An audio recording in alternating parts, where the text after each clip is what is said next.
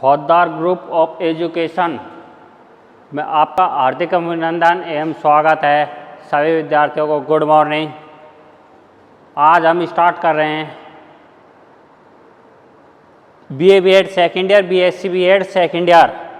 अपना जो विषय है शांति शिक्षा, तो ये फर्स्ट भाग आज से इस सब्जेक्ट को स्टार्ट कर रहे हैं। सभी विद्यार्थी ध्यानपूर्वक देखें और समझें। जो कोई चीज़ समझ में नहीं आती है उसका फ़ोन करके किसी चीज़ को पूछ सकते हैं। तो इसमें सबसे फर्स्ट आता है अपना शांति का अर्थ। शांति का क्या अर्थ है, क्या अवधारणाएं इसकी हैं। तो आज का प्रकरण अपना रहेगा शांति का अर्थ एवं अवधारणा। तो सबसे पहले अपन पढ़ेंगे इसमें अर्थ, जो शांति का अर्थ है। शांति का अर्थ आप देखते हो कि शांति, जब इंसान को सही प्रकार से जीवन जीना है तो सबसे फर्स्ट चाहिए उसको शांति। तो आप देखते हो जहाँ शांति रहेगी वहाँ सब चीज़ का निवास होगा। ऐसा नहीं है कि जब शांति रहेगी तो आप अच्छे से जीवन व्यतीत कर सकते हो, तब अशांति रहेगी तो आपका जीवन व्यतीत करने में भी आपको बहुत बड़े संघर्ष कठिनाइयाँ आएंगी। तो अलग अलग लोगों ने, विद्वानों ने शांति के लिए अलग अलग अर्थ बताया है, अलग अलग इसके अवधारणा बताई हैं। और ये सब प्रत्येक विद्वानों ने अपने अपने विचारों के अनुसार शांति को अर्थ अवधारणा बताई गई हैं। तो शांति को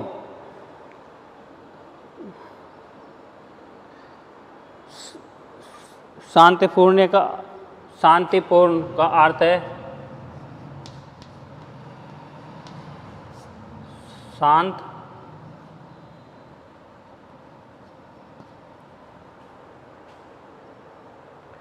शांति,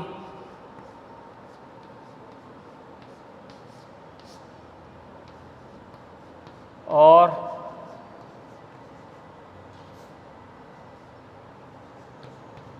खामोशी। तो ये शांति का अर्थ बताया कि एक अपन शांत रहेंगे। जब दूसरा सामने वाला व्यक्ति झगड़ा करने या लड़ाई करने भी चीज़ के लिए तैयार है तो ऐसा अपन को नहीं करना चाहिए। अपन को आराम से शांत रहना चाहिए। तो जब अपन शांत रहेंगे तो शांति स्वतः ही उत्पन्न हो जाएगी जब शांत के साथ। और जब अपने एरिया में या अपने मन में शांति रहेगी तो दूसरा जो सामने वाला जो कैंडिडेट है वो अपना आप एक खामोश रह जाएगा कि भाई ये लोग इस चीज़ कार्य को नहीं करना चाहते हैं।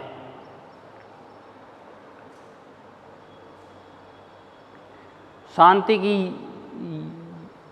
ये बाद वाली आज्ञा है जो एक ज्ञान के लिए बहुत उपयुक्त है। आप देखते हो छात्रों, वर्तमान समय में शांति का अर्थ रूप से पहचाने जाना वाला प्रत्येक, जो वर्तमान समय में जो शांति का जो प्रत्येक चिन्ह है रूप से बड़े स्तर पर पहचाने जाना वाला है वो है निशस्त्रीकरण।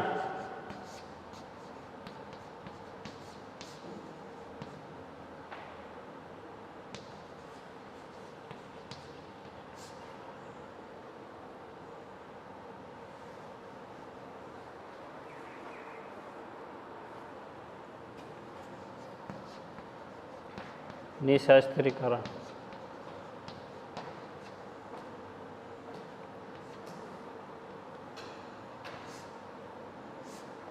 तो आप इस चीज़ को देख रहे हो ना, शस्त्रीकरण। इसमें आपको बताया गया जो शस्त्र, जो हथियार होते हैं, हथियार जो आधुनिक जो वर्तमान समय में चल रहे हैं हाइड्रोजन बम है, परमाणु बम है और भी अनेक प्रकार के बम सेल बनाने में संपूर्ण विश्व लगा हुआ है अपनी अपनी शक्ति को एटमी बनाने के लिए। तो ये क्या है कि जब अपने पास ऐसा हथियार नहीं रहेंगे तो अपने एक शांति के अंतर्गत वर्तमान स्वरूप देखा जा सकता है। जैसा कि हम लोग देख रहे हैं, जिस देश के पास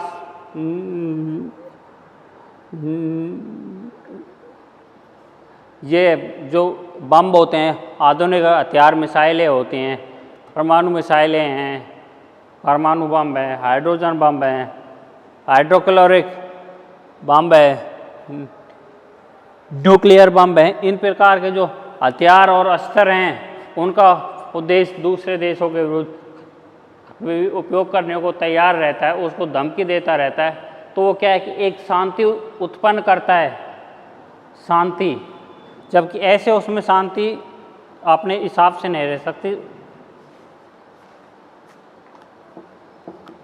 उसके साथ आगे उसमें देखा जाए तो जो शांति जो शब्द है, इसकी उत्पत्ति हमें देखने को मिलती है एंशिएंट काल से। विशेष रूप से देखें तो शांति की उत्पत्ति है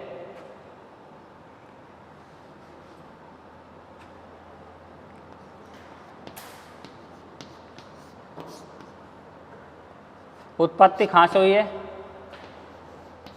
प्राचीन रोम, इटली की राजधानी है रोम।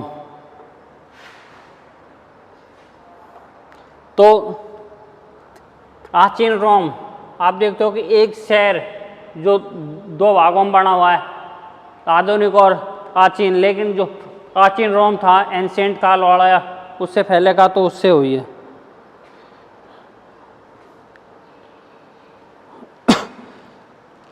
शांति को युद्ध की अनुपस्थिति वर्णित किया जाता है और वर्तमान समय में शांति का जो अर्थ बताया है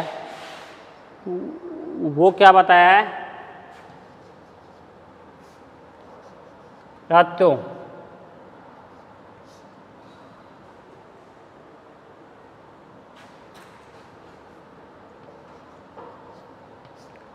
तो आप देखते हो तो जब एक इंसान अपने जो इस जीवन ला को समाप्त करके जाता है वो, तो तब उसकी मृत्यु होती है, तब उसका वो जीवन समाप्त होता है। तो जब इंसान जब स्वामी समाप्त हो जाएगा तो उसको शांति अवश्य रूप से मिल जाएगी। तब अपन इस समाज में जो आज समाज जिस प्रकार से एक देश दूसरे देश के ऊपर आक्रमण करने को तैयार रहते हैं, अशांति फैलाने को, तो इन चीज़ों से जब आदमी स्वतः ही तो हो जाएगी तो वो स्वतः ही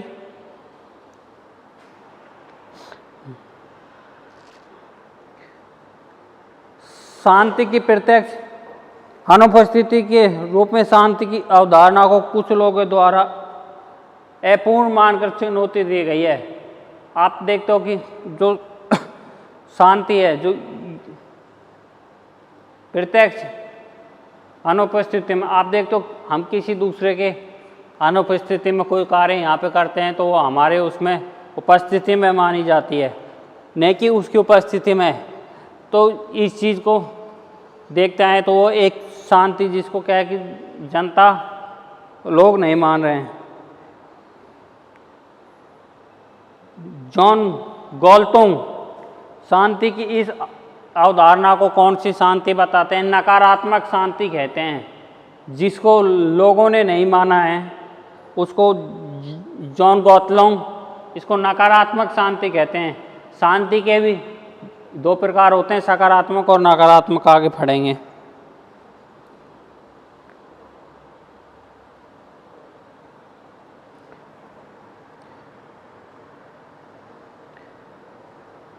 गांधी जी ने शांति का ऐसा दृष्टिकोण प्रस्तुत किया है जिसमें न्याय एक आवश्यक और अंतर्निहित पहलू है।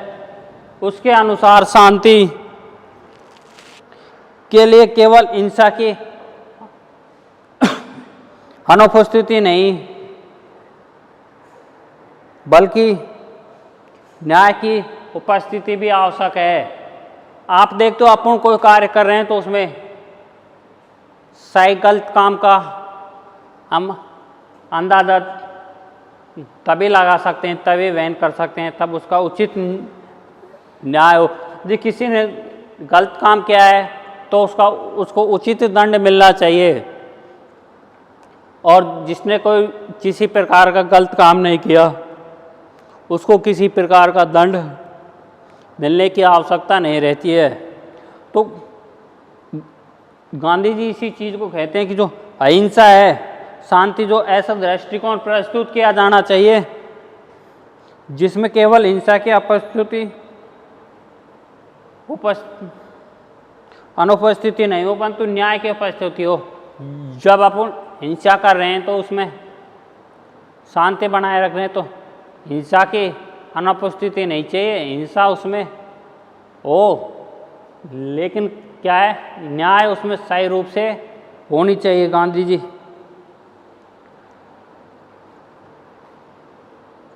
इसी अवधारणा को जॉन गॉथलुंग न्याय के साथ शांति की अवधारणा को सकारात्मक शांति कहते हैं। जो अभी अपन ने बताया था हम लोगों ने कि शांति के 2 प्रकार होते हैं, सकारात्मक और नकारात्मक। इन दोनों को आप लोग आगे पढ़ोगे एक एक का, प्रत्येक का विस्तार करके, क्योंकि इस वातावरण में सेध हुए हिंसा का फल फूल नहीं हो सकता। जब आप देख रहे हो जिस प्रकार का एनवायरनमेंट हमें देखने को मिलेगा तो उसमें हिंसा वगैरह इस प्रकार की शिक्षा। महात्मा गांधी के पश्चात 1950 और 60 के दशक में मार्टिन लूथर किंग और दूसरे नागरिकों ने हिंसा को अपने कार्यकर्ताओं में पृथक्करण और उत्पीड़न जैसे कार्य किए समाप्त दिया। अनेक अहिंसक आंदोलन के जो शांतिपूर्वक जो आंदोलन है, जो कोई भी करते हैं जिनमें हिंसा नहीं हो, उसे अहिंसक कहा जाता है। जिसमें हिंसा हो जाते हो तो हिंसक आंदोलन हो जाते हैं। तो इस प्रकार के का उन लोगों के विचार था कि हमें शांतिपूर्वक हमारा कार्य कर रहा है, हिंसा से या उग्र प्रतिरूप से हमें किसी प्रकार का कोई कार्य नहीं करना है। मार्टिन लूथर किंग ने कहा है कि तनाव की अनुपस्थिति को नकारात्मक शांति कहते हैं। जो तनाव रहेगा, जब अपना माइंड, जो मस्तिष्क है, जो एक जगह स्थिर नहीं रहेगा, उसमें किसी न किसी चीज़ के लिए प्रेशर भाव बनाया रहेगा, तो आदमी कुछ न कुछ सही या गलत कार्य कर सकता है। तो उसी प्रकार मार्टिन लूथर ने कहा है तनाव की अनुपस्थिति जो नकारात्मक शांति की तुलना में न्याय की उपस्थिति को सकारात्मक शांति कहते हैं, जिसमें तनाव की अनुपस्थिति और न्याय की उपस्थिति हो। इन दोनों की तुलना मार्टिन लूथर ने एक सकारात्मक और नकारात्मक अशांति से की है। तो जो शांति की जो अवधारणा है उसमें अनेक विद्वानों ने अपने अपने अवधारणा दी है। सबसे पहले आते हैं इसमें अपने महात्मा गांधी जी ने किस संबंध में, शांति के संबंध में जो अवधारणा दी है।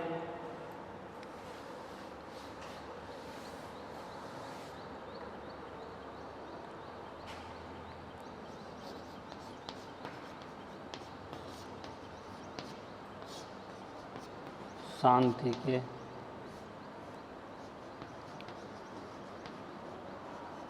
संबंध में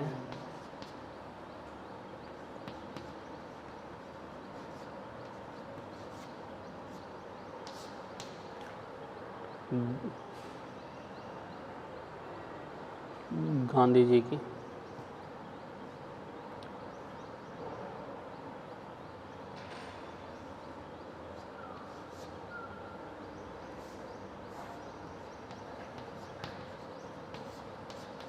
ये अवधारणा।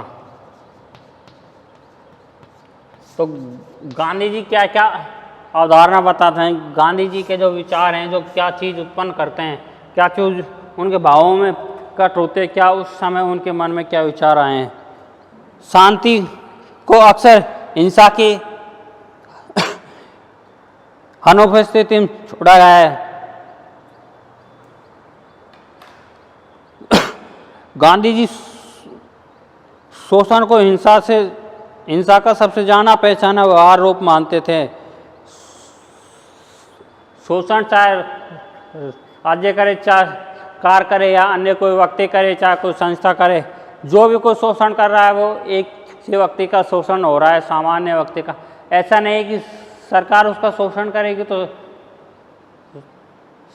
चाहे एक संस्था करे, चाहे एक व्यक्ति करे, चाहे कोई भी करे, वो सब उसे आदमी का शोषण हो रहा है।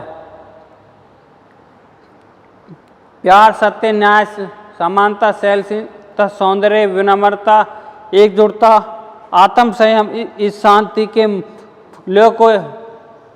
मूल्य के जो और उन पर आने पर बल देते हैं। इन सब से प्यार से, सत्य से, शांति से, समानता से, सहनशीलता से हम सबको इन सब चीज़ों को कार्य करेंगे तो ये क्या है कि एक जो शांति का जो समान रूप से, जो हर रूप से चलने पर क्या है बल देती है।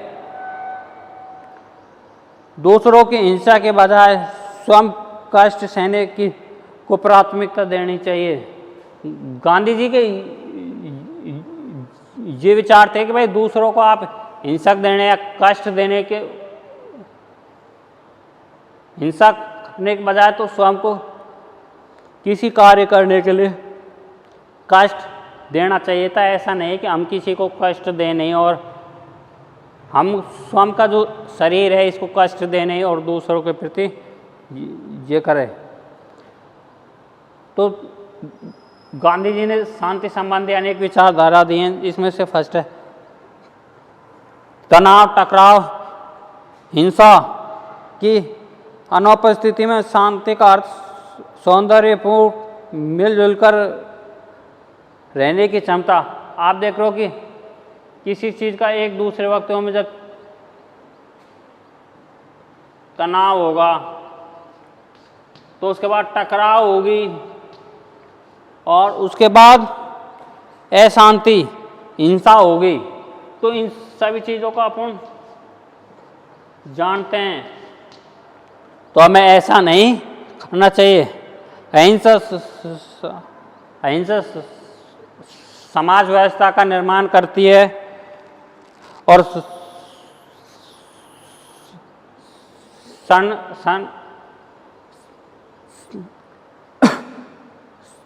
संरचना मुक्त योजनाओं का निर्माण करती है। आप देखते हो उसके साथ जब हिंसा होती है तो उसके लिए कोई ना कोई योजना हमारे समाज के द्वारा बनाई जाती है, जिनसे क्या है कि हिंसा होगी तभी तो किसी योजना का निर्माण होगा, किसी कानून का निर्माण होगा। उसके साथ सामाजिक, आर्थिक, सांस्कृतिक और राजनीतिक न्याय सभी को समान रूप से 10 मिनट है, सभी को समान रूप से मिलनी चाहिए। इसके बाद अगला आता है शोषण और अन्याय के सभी रूपों की उपस्थिति। जो आप देखिए शोषण और अन्याय, इन सब का क्या है कि जो अशांति जब उत्पन्न होती है तो उसमें सभी समावेशों का उत्पन्न होता है। अंतर्राष्ट्रीय सहकारिता और सहयोग, आप देखते हो वर्ल्ड में जब अपना सहयोग रहेगा, अंतर्राष्ट्रीय सहकारिता, हम शांति के लिए कुछ कर रहे हैं तो बाहर से भी हमें सहयोग मिलेगा, सहायता मिलेगी, सभी प्रकार से अच्छे कार्यों के लिए आवश्यक होगा।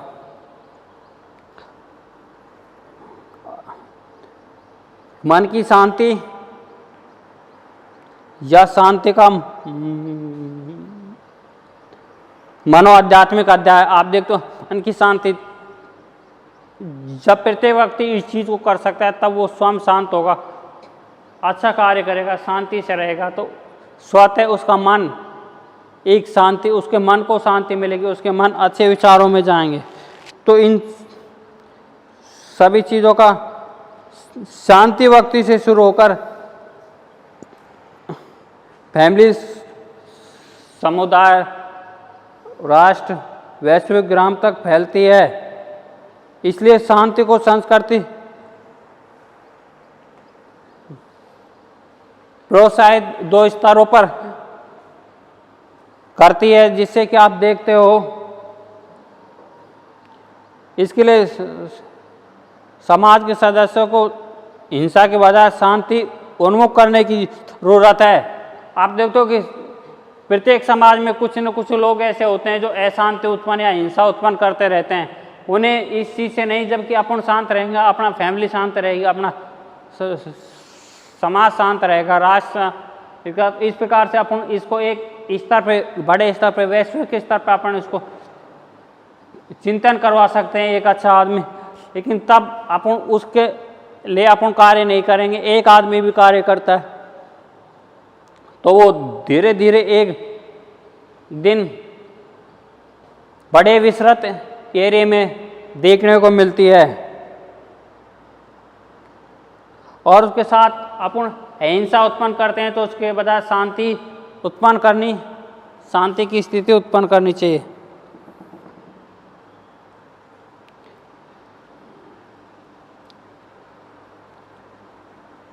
अब इसके बाद आगे आती है शांति की प्रकृति।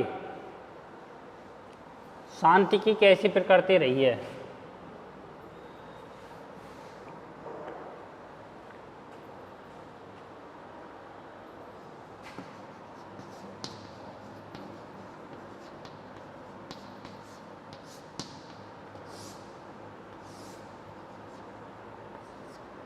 आप देखते हो कि शांति, कोई भी चीज़ की आप करते देखते हो तो उसके में अवश्य रूप से एक सकारात्मक और एक नकारात्मक 2 प्रकार से हमें देखने को मिलती है। तो इसमें जो शांति की नकारात्मक, जो शांति की प्रकृति है उसमें 2 उसमें बांटा गया है। तो फर्स्ट में आती है शांति की नकारात्मक प्रकृति।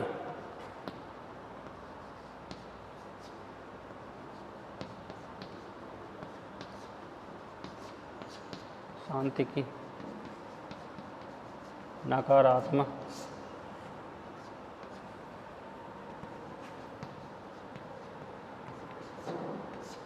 करती। तो आप देखते हो जिसमें शांति में नकारात्मक, जिसमें नेगेटिव जो चीज़ें आती हैं, जो नकारात्मक प्रकृति के अंतर्गत आते हैं, नकारात्मक में आती है।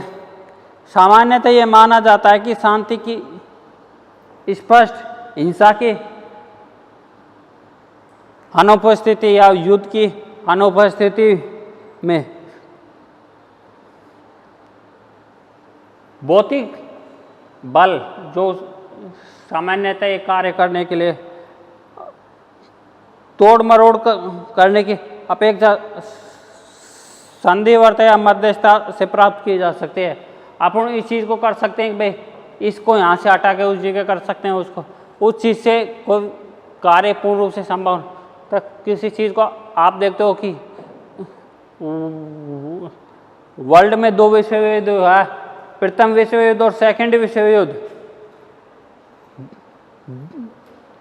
तो आप देखते हो कि दोनों युद्धों के बाद कोई न कोई शांति, कोई संघ अवश्य बना है। प्रथम विश्व युद्ध आता, उसके बाद आता राष्ट्र संघ।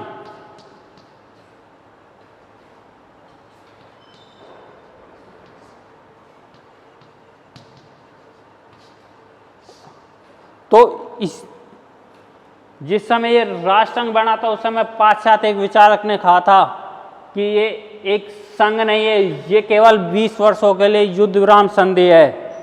ठीक उसी प्रकार 20 वर्षों के बाद 1 सितंबर 1939 को सेकंड वर्ल्ड वार स्टार्ट हो गया, और जबकि फर्स्ट वर्ल्ड वार ख़त्म हुआ था 1918 में। तो आप देख लो इसके 20 वर्षों का फैसला रहा है। और 20 वर्षों तो ये है कि बहुत सारे विद्वान जिस किसी चीज़ को बात को कहते हैं वो सत्य और अवश्य रूप से उसकी समतुल्य के समान अपन को दिखाई देती है। तो उसको संधि या वार्ता से बैठ के किसी चीज़ को दृढ़ता से उसकी सफलता की जा सकती है। यह अहिंसात्मक उपाय पूर्व शस्त्रीकरण, सामाजिक आर्थिक एजेंटों को प्रयोग से संतुष्टि करता है। नकारात्मक शांति में युद्ध को रोकने के लिए अंतर्राष्ट्रीय समझौता और संस्थाओं की साल सारणी की आवश्यकता होती है। आप देखो अंतर्राष्ट्रीय जो नकारात्मक शांति को रोकने के लिए, युद्ध को रोकने के लिए अंतर्राष्ट्रीय समझौता और शांति की हमें आवश्यकता होती है।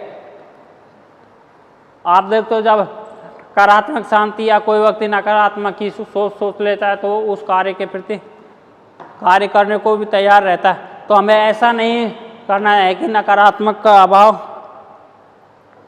देखे। प्रत्येक हिंसा में युद्ध के जैसे कारणों का पता लगाया जा सकता है तथा उनके निवारण अहिंसात्मक उपाय भी खोजे जा सकते हैं। ऐसा नहीं है कि अपन को जो युद्ध के कारण होते हैं या अशांति के कारण होते हैं उनका कारणों को भी खोजा जा सकता है और उसके साथ साथ उसके उपायों को भी हमें खोजा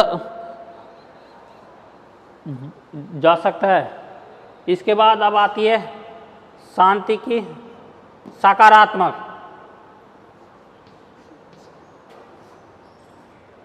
जो शांति की जो करती है सेकंड जो सकारात्मक।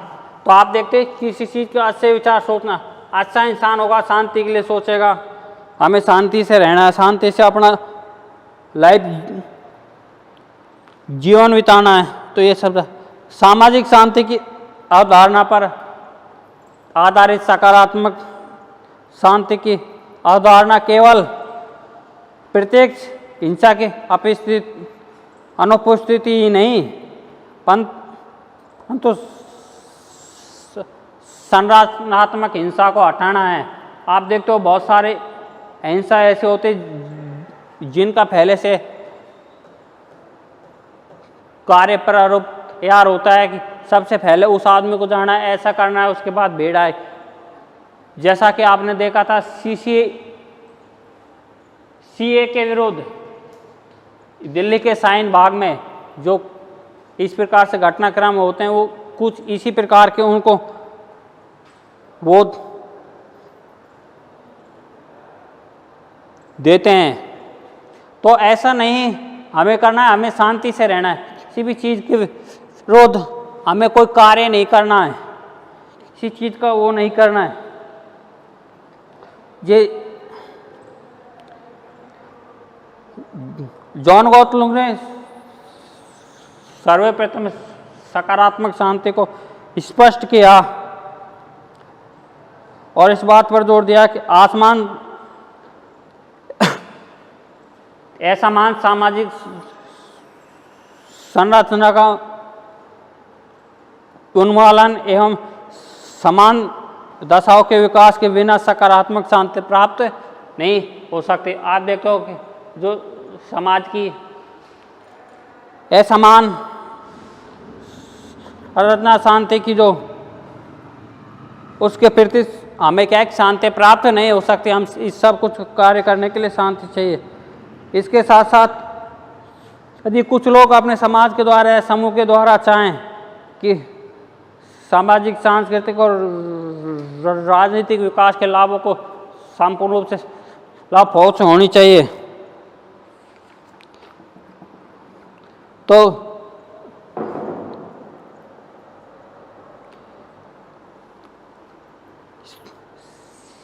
संयुक्त राष्ट्र संघ के पूर्व महासचिव बुर्तस पाली के अनुसार